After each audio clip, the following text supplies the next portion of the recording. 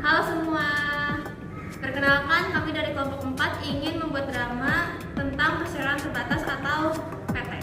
Nama saya Livia. Nama saya Melisya. Nama saya Fitrian. Nama saya Riji.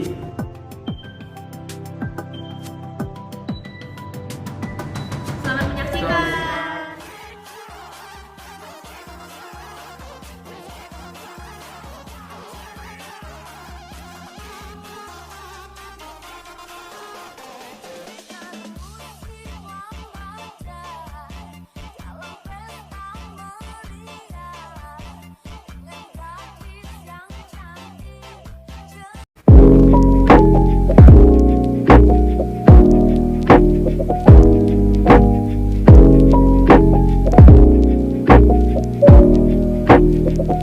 Hai. Hai juga.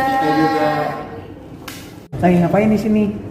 Kami lagi ngomongin tentang tugas ekonomi nih, tentang PT.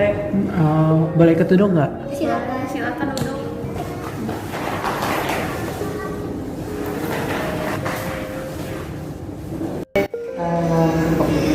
Boleh, mau berapa?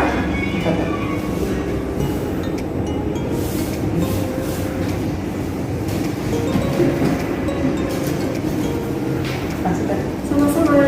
Apa sih? PT itu kepanjangan dari perseroan terbatas. Jadi PT itu merupakan suatu badan usaha berbadan hukum yang modalnya itu terkumpul dari berbagai saham. Terus setiap pemilik sahamnya memiliki bagian dari banyaknya lembar saham yang dimiliki dari setiap investornya. Oh begitu. Kalau PT itu kira-kira biayanya berapa? Menurut Undang-Undang Nomor 40 Tahun 2007 tentang perseroan terbatas mensyaratkan untuk membuat PT minimal modal dasar adalah 50 juta dan minimal 25% dari modal dasar harus ditempatkan dan di-store dan sesuai dengan ketentuan terbaru Undang-Undang Cipta Kerja bahwa sudah tidak ada lagi minimal modal di-store dalam proses pendirian PT. Lalu tujuan PT selain mencari keuntungan itu ada apa lagi sih?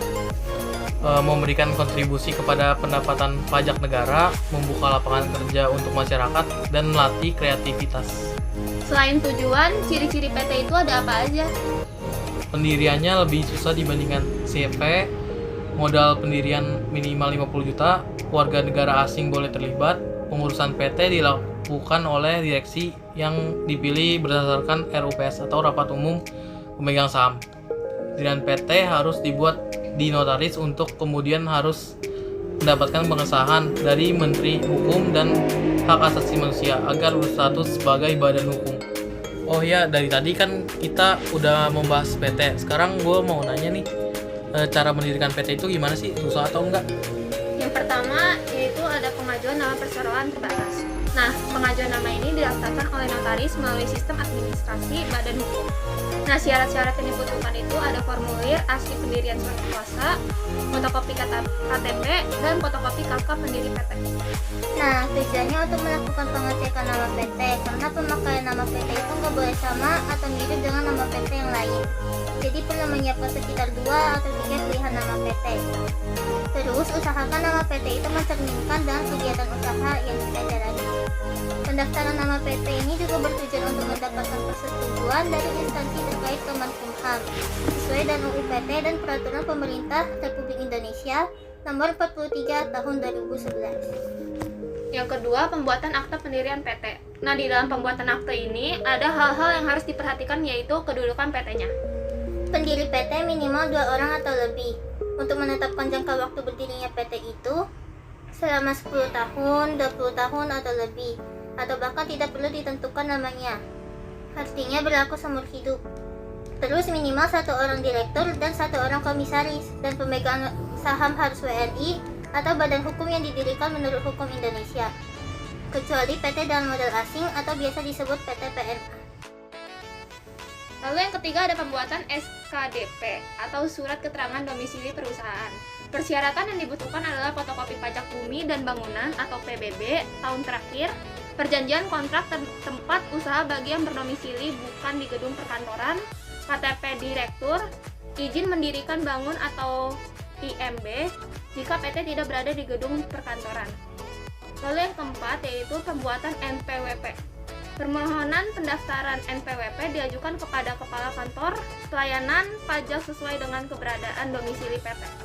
Persyaratan lain yang dibutuhkan adalah NPWP pribadi Direktur PT, fotokopi KTP Direktur, atau fotokopi paspor bagi WNA khusus PT PMA, SKDP, dan akta pendirian PT. Selain itu ada lagi, yaitu 5. Pembuatan anggaran dasar perseroan.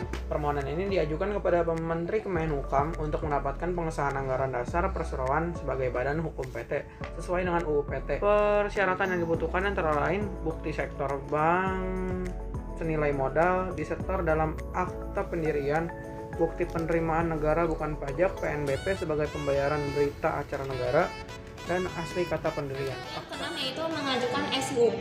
SIUP ini berguna agar PT dapat menjalankan kegiatan usahanya. Namun perlu diperhatikan bahwa setiap perusahaan patut membuat SIUP selama kegiatan usaha yang dijalankannya termasuk dalam klasifikasi baku lapangan usaha Indonesia. Sebagaimana Peraturan Kepala Badan Pusat Statistik Nomor 57 Tahun 2009 tentang klasifikasi baku lapangan usaha Indonesia. Lalu yang ketujuh, mengajukan tanda daftar perusahaan atau TDP. Permohonan pendaftaran diajukan kepada Kepala Suku Dinas Perindustrian dan Perdagangan, Badan Koperasi Usaha Mikro Kecil Menengah dan Perdagangan Kota atau Kabupaten terkait sesuai dan domisili perusahaan. Nomor 8. Berita Acara Negara Republik Indonesia (BNRI). Setelah perusahaan melakukan wajib daftar perusahaan dari hukum, mendapatkan pengesahan dari Menteri Kemenhukam, maka harus diumumkan dalam BNRI dari perusahaan yang telah diumumkan dalam BNRI, maka PT telah sempurna statusnya sebagai badan hukum. Oh, jadi seperti itu cara membuat PT. Jadi rumit juga ya. Wah, sekarang ini jadi lebih paham ya tentang PT.